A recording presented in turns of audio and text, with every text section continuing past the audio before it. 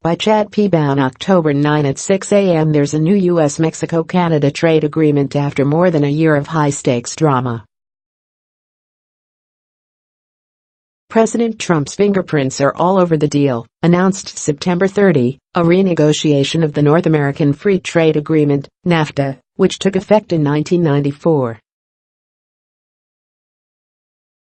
Trade deals typically aim to boost commerce among countries. What's different about the U.S. Mexico-Canada Agreement, USMCA? Trump's signature innovations showcase new attempts to make this type of deal result in less trade, not more. Here are 4 novel, trade-restricting elements. 1. New rules for how to make a North American car mean less trade in autos. The Trump administration demanded a new approach for how automakers in Mexico and Canada must build cars and trucks to continue selling to U.S. consumers without having to pay import tariffs. The USMCA tightened NAFTA's already complex rules of origin, the requirements to qualify for the zero tariff, and mandated that even more parts be sourced from North America, even if the parts are costlier than those available elsewhere. And for the first time, a minimum amount of a car must be produced by workers earning above a certain wage. What is NAFTA, and what would happen to U.S. trade without it? Here's what this means. The wage rule disincentivizes investment in production in Mexico, where pay scales are lower and production is less likely to qualify. This, by itself, is likely to reduce U.S. auto imports from Mexico. But a second effect involves how these rules work to reduce auto exports to the rest of the world from Mexico, Canada and the United States. Constraining access to auto parts makes North American production costlier and the region's cars less competitive.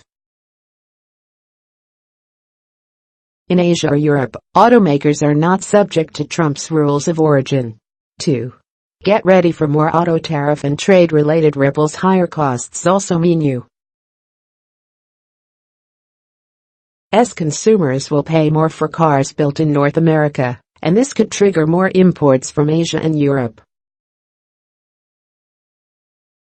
But a surge in German-built Volkswagens and Japanese-assembled Nissans would seem likely to push Trump to follow through on his threats to raise tariffs on such vehicles from 25% to 20 or 25%.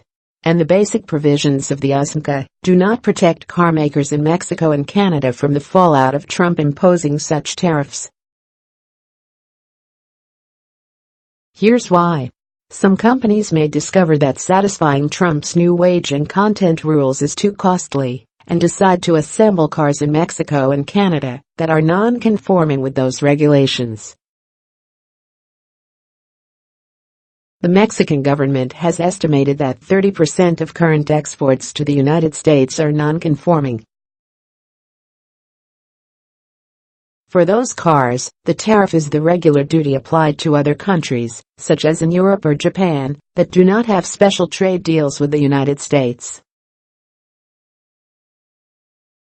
Because Trump may increase that duty well above 2.5%, Mexico and Canada negotiated 2 distinct areas in the USMCA to try to shield cars being assembled in their markets from facing those tariffs. Each negotiated a side letter allowing exports at the lower rate if Trump imposes national security tariffs after completion of its ongoing investigation under Section 232 of the Trade Expansion Act of 1962. And Mexico negotiated a separate Annex 2C to allow its cars continued access to the U.S. market if Trump raises the U.S. tariff above 2.5% for other reasons. But Trump's negotiators closed 2 additional loopholes that will limit such trade in the event that Trump increases this tariff. First, Mexico can access the 2.5% tariff only if it satisfies the original NAFTA rules for autos, including that 62.5% of the value of a car be made from North American parts. This means companies assembling in Mexico cannot import more engines or drivetrains from Asia or Europe to keep costs low.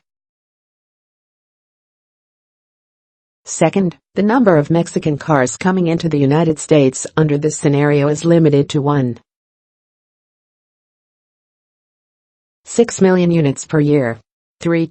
Canada will have to limit its dairy exports at its USMCA, Rose Garden remarks in news conference. Trump stated dairy was a deal breaker. And now for our farmers, it's, as you know, substantially opened up much more. True, the deal gives U.S. farmers a bit more dairy access to the Canadian market. But the USMCA also introduced trade-restricting elements for 3 specific products: milk protein concentrates, skim milk powder and infant formula. In particular, Canada agreed to impose export taxes if its global exports reach a certain size.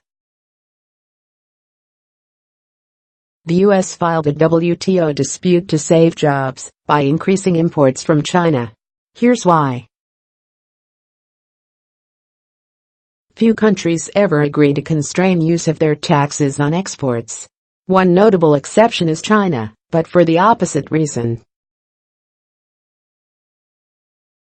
Under its WTO accession in 2001, the United States and other countries demanded that China agree to limit the use of export taxes for raw materials and rare earth metals.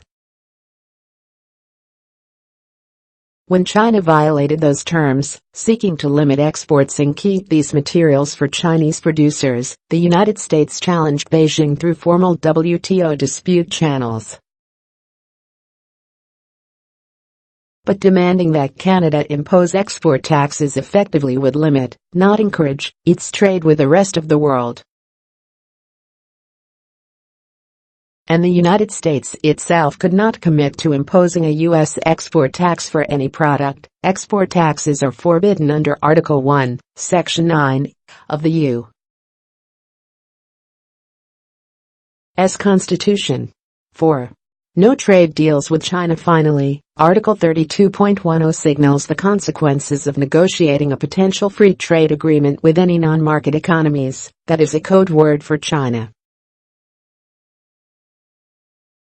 The Trudeau government in particular has made overtures toward China as part of an attempt to diversify its imports and exports, partly in response to the uncertainty of the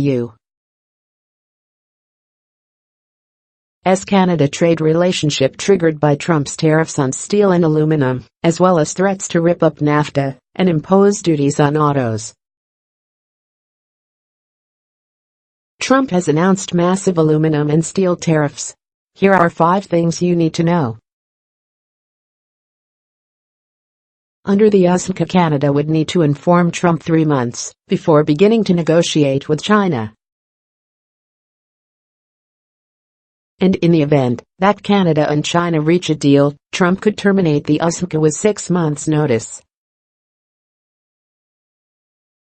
The anti-China clause may prove more symbolic than substantive, as Article 34.6 already would allow any country to withdraw from the USMCA with 6 months' notice, without requiring a justification.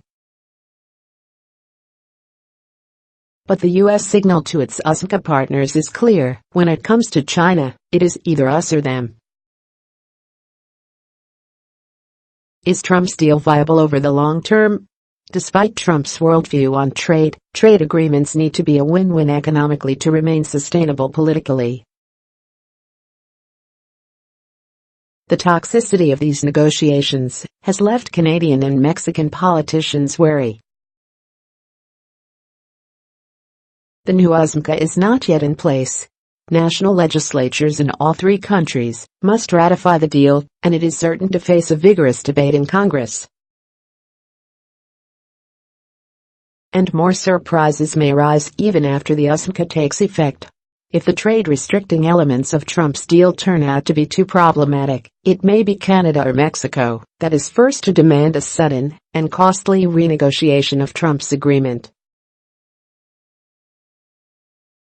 Chad P. Bown is a senior fellow at the Peterson Institute for International Economics in Washington. With Samaya Keynes, he hosts Trade Talks, a weekly podcast on the economics of international trade policy. Follow him on Twitter at @ChadBound